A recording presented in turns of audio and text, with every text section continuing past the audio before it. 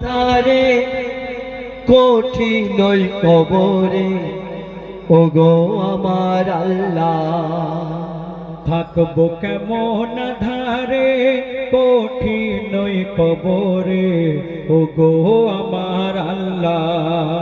ও যাহার নাই দরজা নাই জানালা গো, ও যাহার নাই দরজা নাই জানালা, নাই দরজা নাই জানালা, নাই আছে খাট বিছানা, নাই আছে খাট বিছানা, কঠিন কবরে ওগো আমার আল্লাহ, ওগো আমার আল্লাহ। থাকবো কেমন আধারে কঠিন কবরে ওগো আমার আল্লাহ, ওগো আমার আল্লাহ। আমরা রাত্রে খাওয়া দাওয়া করে নিজের বাড়িতে আরাম করে ঘুমাই, আর সকালবেলায় যখন ঘুম থেকে চোখ দুটো খুলি সর্বপ্রথম পড়ে ঘড়ির দিকে কটা বাজলো দেখি। মাইয়াত যখন কবরে গিয়ে তার চোখ খুলবে সেখানে সে ঘড়ি দেখতে পাবে না, কি দেখতে পায় শুনুন একবার। যেদিকে তাকাই আপন কেহ নাই, আপন শুধু আমার মাটি আর মাটি। যেদিকে তাকাই আপন কেহ নাই, আপন শুধু আমার মাটি আর মাটি। উপরে মাখারে মাটি মোর দুধারে, জাগাতে শুয়ে আছে সে অমর মাটি। ও যেথায় নাই বাতি নাই সাথী গো, ও যেথা নাই বাতি নাই সাথী গো, ও যেথায় নাই বাতি নাই সাথী, নিল না খোঁজে আজ মোরে, নিল না খোঁজে আজ মোরে, কঠিন কবরে ওগো আমার আল্লাহ, ওগো আমার আল্লাহ। থাকবো কেমন আধারে কঠিন কবরে ওগো আমার আল্লাহ, ওগো আমার আল্লাহ। আমরা শেষ নবীর উম্মত, আমরা উম্মতে মুহাম্মাদি, আমরা কিন্তু সবাই আশা করে বসে আছি যে আমরা একদিন জান্নাত পাবো। কেন নবী মুহাম্মাদের উম্মত কেউ জাহান্নামে যাবে না, সবাই জান্নাতে যাবে। কিন্তু আমার একটা প্রশ্ন আপনাদের কাছে, আচ্ছা আপনারা বলুন, যদি আমরা একটা আলু গাছের চারা লাগাই আর যদি আশা করে বসে থাকি এই গাছটায় একদিন আপেল ফল হবে, সেটা সম্ভব কি? কোনোদিন না, কারণ আলু গাছে কোনোদিন আপেল হয় না।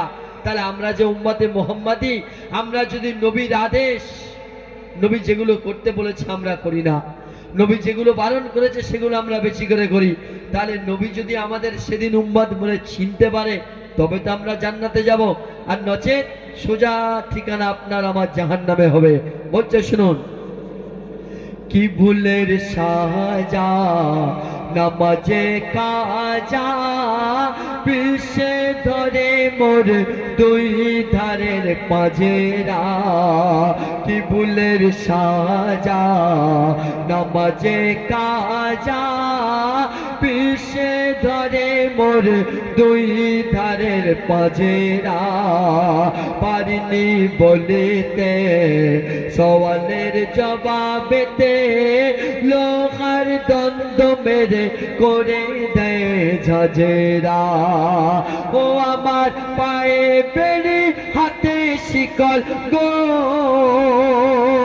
ও আমার পায়ে বেড়ি হাতে শিকল গো, ও আমার পায়ে বেড়ি হাতে শিকল, চারদিকে টেনে ধরে, চারদিকে টেনে ধরে, কঠিন কবরে ওগো আমার আল্লাহ, ওগো আমার আল্লাহ। থাকবো কেমন আধারে কঠিন কবরে ওগো আমার আল্লাহ, ওগো আমার আল্লাহ। শেষ কথায় বলছে, আমরা যখন এই দুনিয়া ছেড়ে কবরে চলে যাব। আপনাকে আমাকে কবরে দাফন করে কবর থেকে যখন ঠিক 40 পা হেঁটে চলে আসবে, সেই কবরের মধ্যে দুটো ফেরেশতা আসবে। একটির নাম হলো মানকির, আরেকটির নাম হলো নেকির।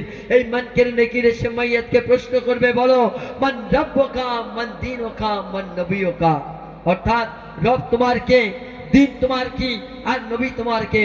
যদি আমাদের মধ্যে ভালো আমল থাকে তবে সেই প্রশ্নের উত্তর দিতে পারবো, আর উত্তর যদি না দিতে পারি তাহলে সেই কবর থেকে শাস্তি আরম্ভ হয়ে যাবে, কিয়ামত পর্যন্ত শাস্তি হতে থাকবে। বলছে শুনুন, কি বিষের জ্বালা ও খোদা তাআলা, ছোবল মারে যে সাপ আমায় বারে বার। কি বিষের জ্বালা ও খোদা তাআলা, ছোবল মারে যে সাপ আমায় বারে বার। আর সে সাপের কামড়ে কত যায় গভীরে, টেনে তোলে সে সাপ ছোবলে তাহার। তখন দোজখের আগুন ভেসে আসে গো, দোজখের আগুন ভেসে আসে গো, দোজখের আগুন ভেসে আসে। কত সাপ বিছে আসে তেরে, কত সাপ বিছে আসে তেরে, কঠিন ওই কবরে ও গো আমার আল্লাহ, ও গো আমার আল্লাহ। থাকবো কেমন আধারে কঠিন ওই কবরে ও গো আমার আল্লাহ। কাঁদে তাই অঝরে জানাই তোমার দ্বারে ও গো আমার আল্লাহ। ও জাগার নাই দরজা নাই জানালা গো, যার নাই দরজা নাই জানালা গো,